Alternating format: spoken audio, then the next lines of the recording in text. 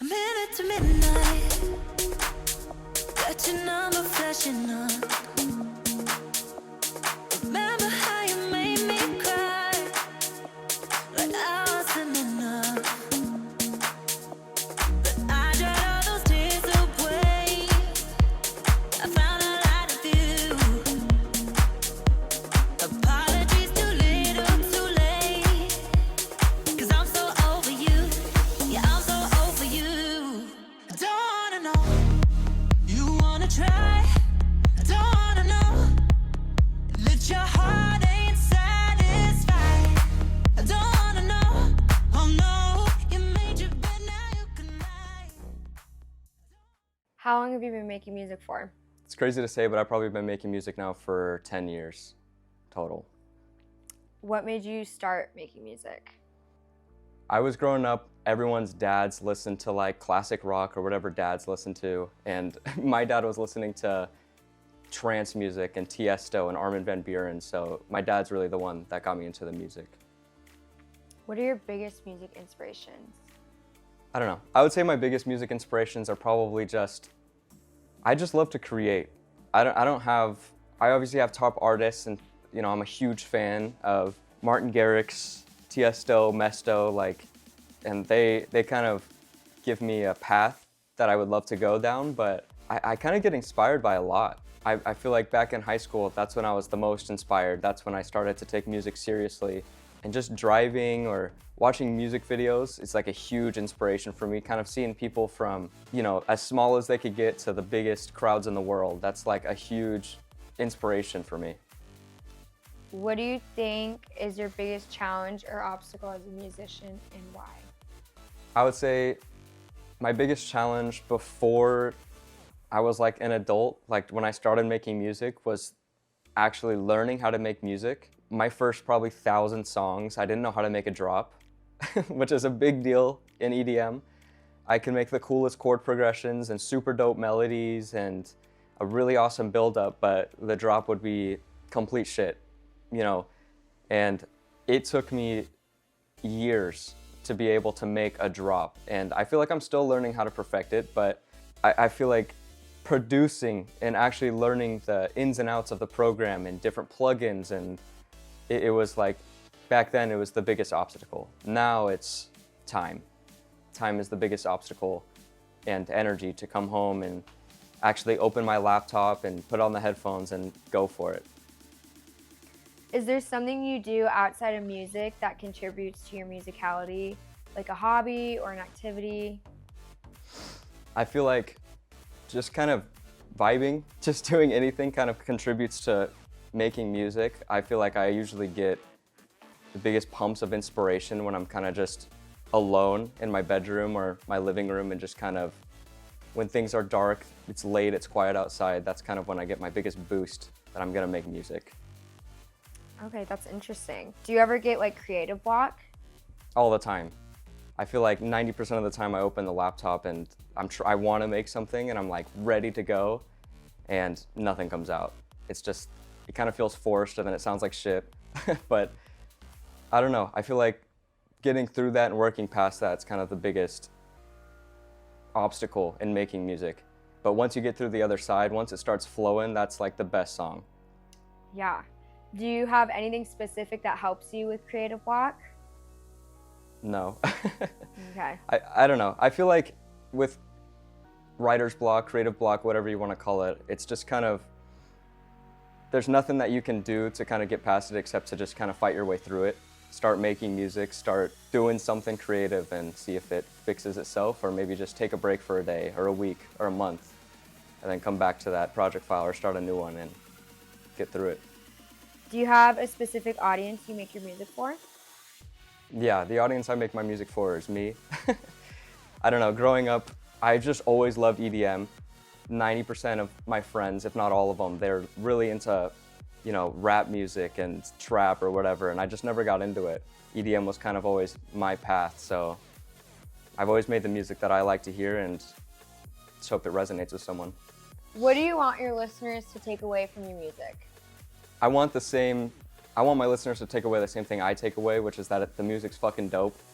I want my listeners to be able to put it on their playlist, their night drive playlist, or bump it in their car and just kind of vibe out to, whether it's at a house party, in their car, driving alone, or whatever. It's just kind of, I just want my music to be something dope. Like you want your music to have an impact on someone? Yeah. I feel like EDM is an interesting genre because from the outside, everyone looks in and is like, oh, it's parties, raves, house parties, whatever, drinking, drugs. But from my perspective, it's kind of a lot more than that. I never grew up, wanting to go to the raves or to start partying with the music. It kind of impacted me a lot. Like, a lot of EDM is emotional and it kind of takes you on like a journey. And as cliche as that might sound, I would love for my music to be the same for someone. That's amazing. I agree with that because a lot of people take away like what you said, partying, and it's not actually like that sometimes. So that's great. What's the biggest or most important lesson you've learned as an artist?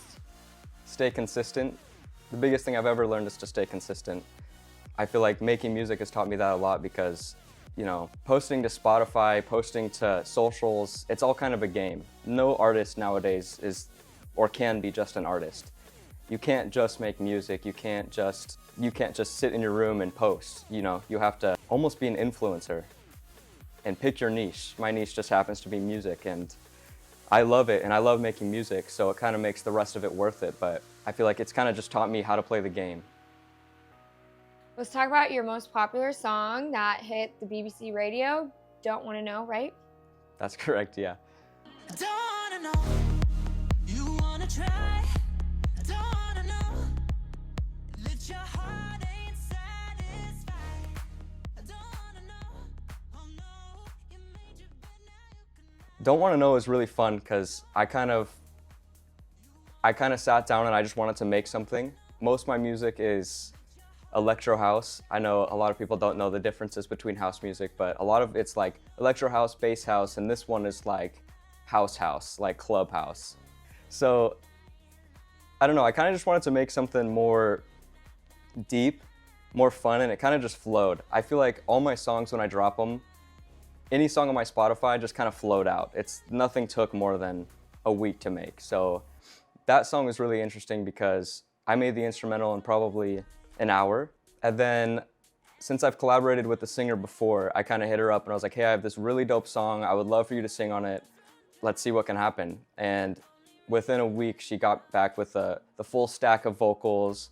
We kind of went back and forth a little bit on the lyrics. She wrote most of it, but I helped out, kind of picked up some of the verses and stuff. And yeah, when we posted it, it was like instantly my biggest song. It blew up pretty much off the rip, and I think about a week in, she told me that I got accepted into BBC Introducing Sussex. So, I don't know, for me it was insane. Like, I've never had a song hit the radio in America, let alone the UK. It was like this whole new audience, and it was crazy, and it kind of had the momentum to pick up, and it kept getting on different radios in the UK, and it kept climbing the ladders on BBC. Yeah, it was just kind of a journey for that one. That's amazing. So how did you find Brunetti? So how did you find her? Like, you said you collabed with her before. How did you find her the first time and then wanted to collab with her again? So finding singers was like one of my biggest challenges, like in making music. My first, I want to say like 8 songs were all instrumentals, and they're cool. Man, I love making instrumentals, and that's like what I do as a producer. I make instrumentals and I love it, but I felt like my songs needed some vocals, they needed lyrics. So there's this website that used to be owned by Spotify that I used to find. They're professional singers. They can be anywhere from $100 to $10,000. They're just like professional people, and you can kind of search by sound-alike, whatever. And I found her on there. And what you do is you send a song and you pretty much have to be accepted, and they have to be like, this is up to my standards, whatever. And then it goes back and forth. It's like a chat, and I get to send MP3s, she sends, stacks back, and we go back and forth until we have a finished product. Oh, interesting. See, I never knew that. I like that because not a lot of people know that, I feel like. How has music changed your life overall? I feel like music, at least growing up, music was my life. It's all I did. It's all I wanted to do. I came home and I just kind of made music, or really, I started DJing before I even knew how to make music. And I don't know, for me, that's all I wanted to do. As soon as I got home, I would watch YouTube tutorials and like try to learn how to DJ, and my earliest videos are like completely awful, just mixes of like loops or whatever, but I kind of went through the phase of DJing and that's all I wanted to do, and then I got into producing. And I remember my earliest memory of producing was when my friends came over. I had FL Studio, like the cracked version, and we spent probably 8 hours at night, all night, trying to make a song. And finally, when the sun came up, we made this 8-second clip that sounded like complete shit. And we thought it was the coolest thing ever. We tried to remake like a Swedish House Mafia song, and we were nowhere close. But that was kind of the spark that led to learning how to actually produce and make music, and I guess become an artist. Yo, this is Aglet, and I'm sitting with, what is it? Antidote 41. Antidote? Antidote 41. Dude, I was trying to practice this word before. I was like, antidote? Antidote? Antidote? Antidote. Antidote? Antidote. Antidote? Yo, this is Aglet, and I'm sitting down with Antidote fucking 41? 42? 43?